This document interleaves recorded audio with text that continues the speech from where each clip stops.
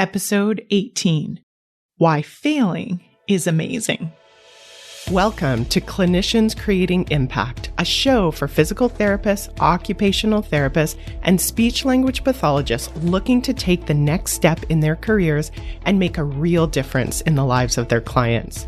If you're looking to improve the lives of neurodiverse children and families with neurological-based challenges, grow your own business, or simply show up to help clients, this is the show for you.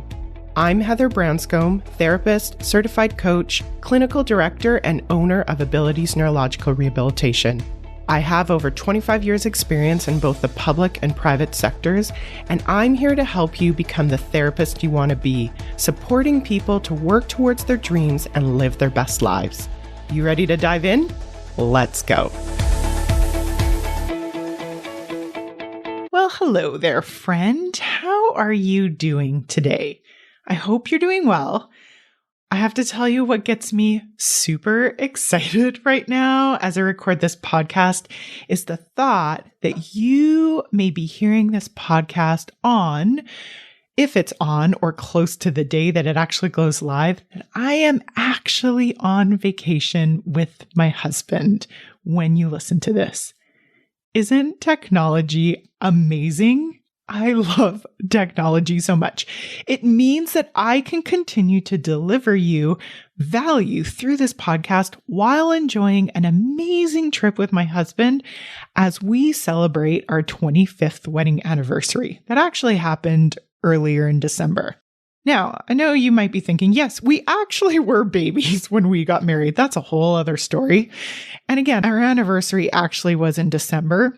This is one of our first trips as almost true empty nesters with our children taking care of our house and dog, unlike in previous years where I would need to find care for them first, as well as figuring everything out at the same time. So today I have an ongoing list of ideas for podcasts, and this one, as I looked at the list, really just popped out to me as being super fun to talk to you about this week.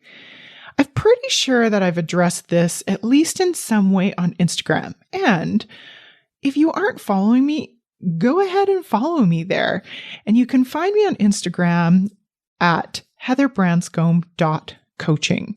I really love the idea of us taking our relationship to the next level, and I'd love to hear from you there. So for today, let's dive into why failing is actually amazing.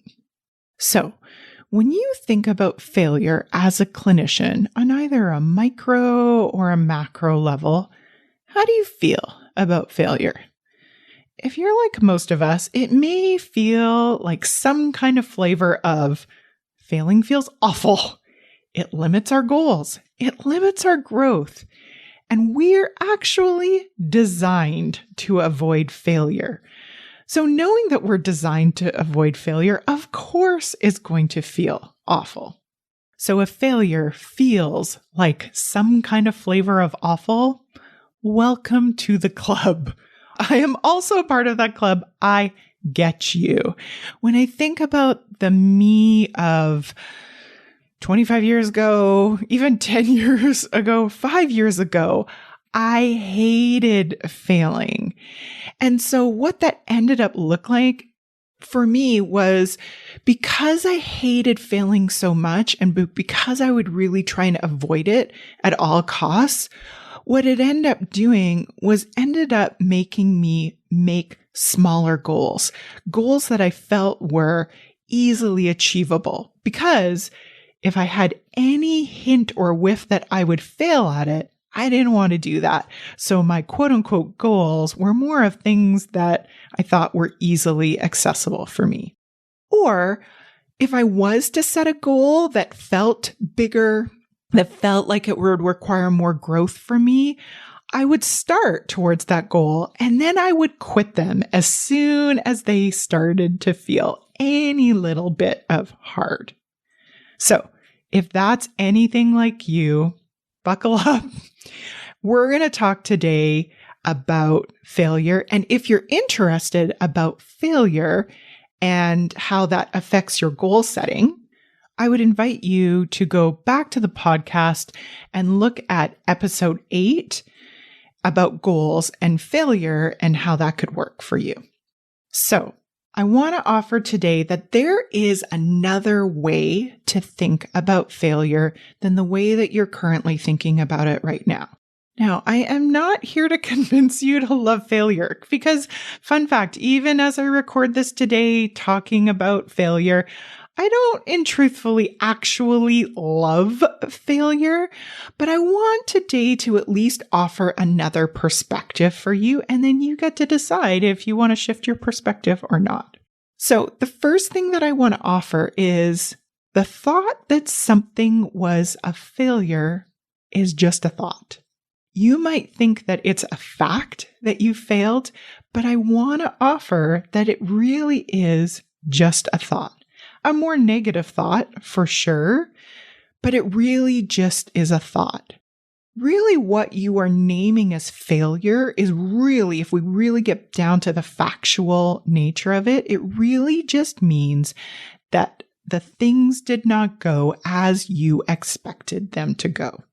So it doesn't mean that just because something didn't go as you expected them to go, it doesn't need to mean anything specific about you.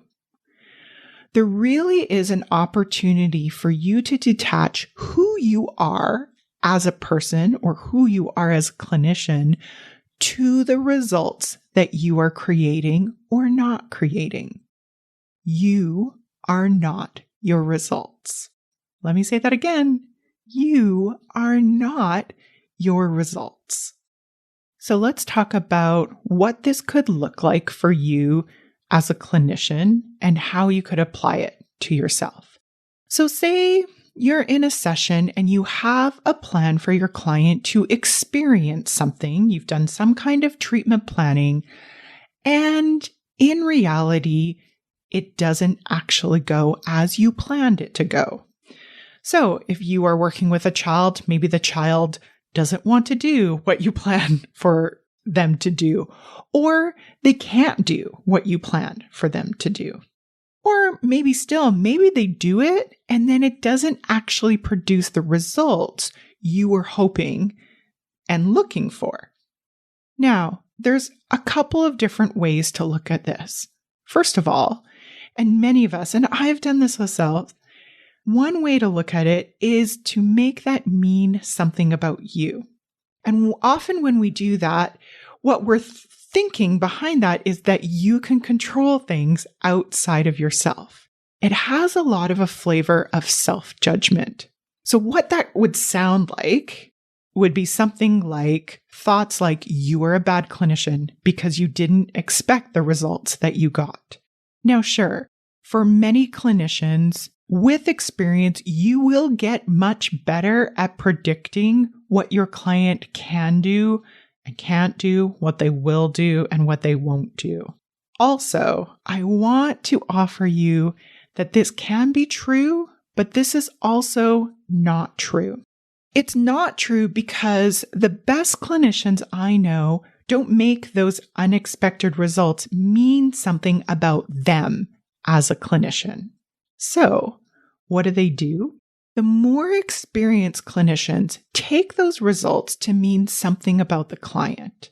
Now, the next level, and most clinicians don't stay too long here, but I just want to offer many clinicians, including myself, sometimes we'll go to the point of if a client is not reacting the way that they expected them to react in a session, the second thing they can do as a clinician is to make that mean something about the client, again, with a flavor of judgment. And so what that would look like is something like, oh, the client should be doing this. They're not, but they should be. What they make that mean is that there is something about the client that is inherently wrong. And then that is the reason why that they aren't meeting your expectations. So again, you can see if this has happened to you. And again, it's happened to me as well. That will be some kind of flavor of if a clinician is judging whether a client and or their family are doing the home programs or the homework that they're sending or not. They are judging whether the client and or their family is interested and or engaged in the program in the way that you are expecting them to do or not. So in this scenario, the brain makes it mean something like, if it's not you, it's me. And I don't want it to be my fault. So I don't want it to be my fault as a clinician. So then it must be about you. Can you see that kind of inherent all or nothing black and white thinking that our brain often gives to us? So again, if a client not meeting your expectations means nothing about you, and it actually doesn't mean something about the client in a negative way, then what's the third option? The third option is to approach this scenario not from a place of failure, but from a place of curiosity. And curiosity can show up simply by asking the question, I wonder why that happened. Why doesn't the client want to or able to do what you were planning for them to do in the session? And or why did your treatment planning not create the results that you were expecting? So notice in those questions, the focus becomes first about your client and not about yourself. And also notice that it feels much more compassionate, ironically for you and your client, and less judgmental. What this does is it opens your mind to learn and then to take advantage of that knowledge to try again.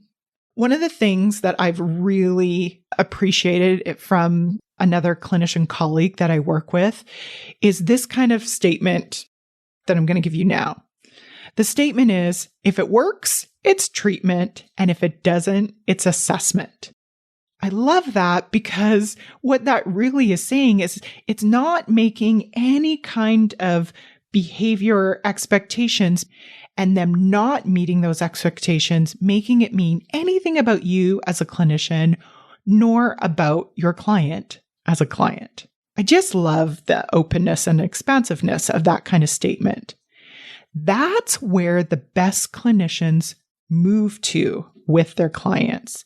And it's where you can create the biggest impact. Now, this kind of perspective about failure can show up in other ways as well.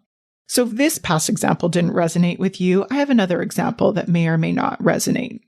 As a clinician, you might be an owner or a supervisor of other clinicians. And if you're not, you may be working in that kind of environment where you are either working with other team members towards a common goal in an organization or even just on your own. And often what I like to say and see is that great clinicians often become clinic owners or supervisors. So you may or may not have that as part of your clinical career, or it might be something that you want in your clinical career going forward. So as a clinic owner or as a clinical supervisor, if you aren't getting the results that you're looking for from the people that you're working with, either with you in your team or in your business, and that could be something like a revenue goal or a charting goal or a client outcome goal like satisfaction or other outcomes, those clinicians can make it mean one of three things. They can make it mean, one, that it means something about them. So that could be something like, I must be a horrible business owner or a horrible boss or a horrible supervisor.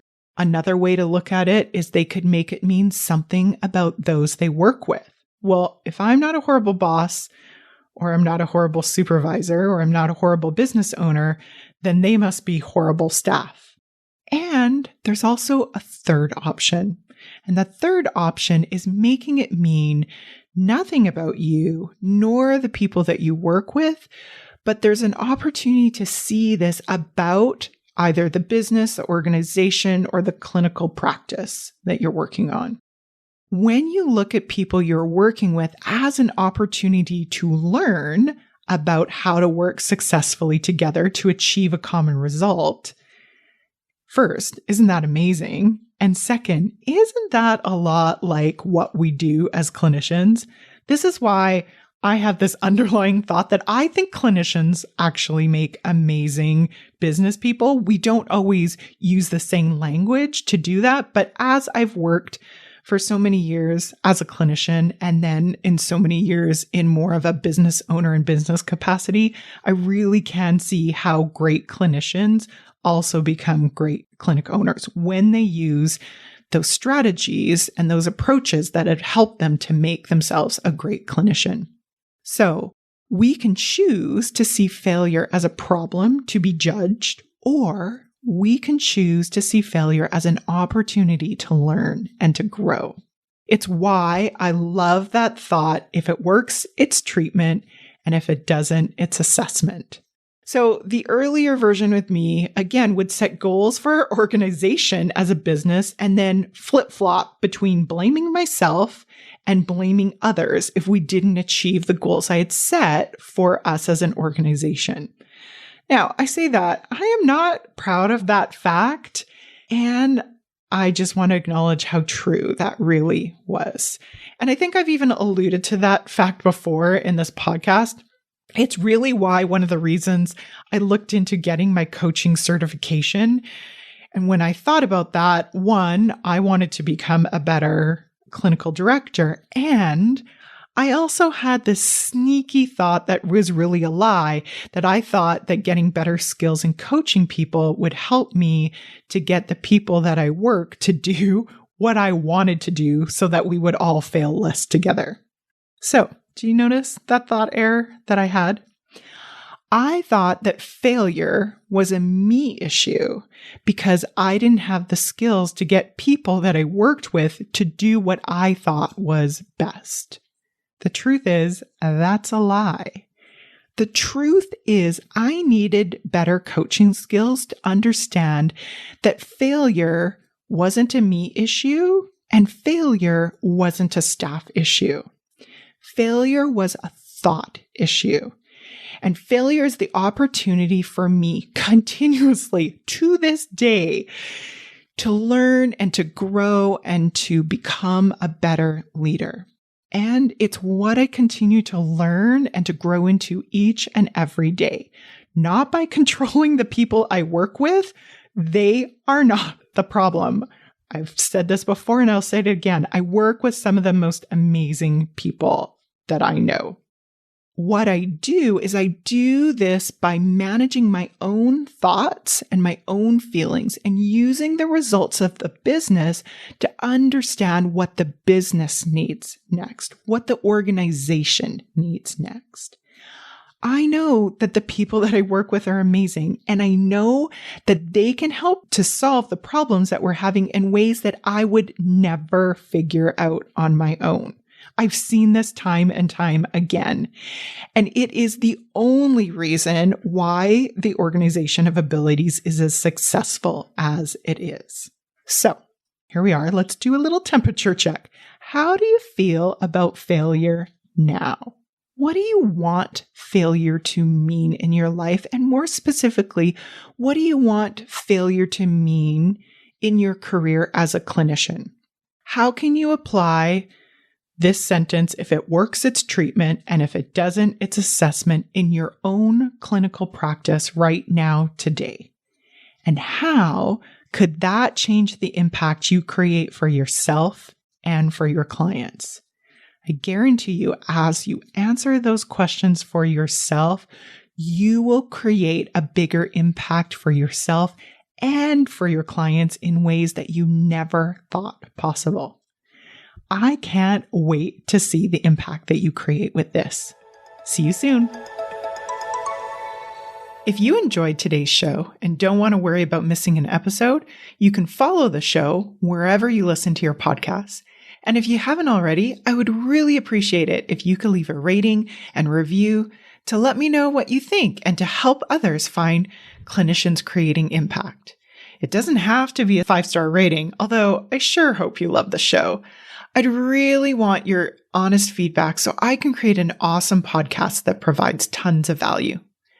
To learn more about me and the work that I do, visit my website at www.abilitiesrehabilitation.com/clinicians corner to download your free Getting It All Done at Work process and to see what I'm up to.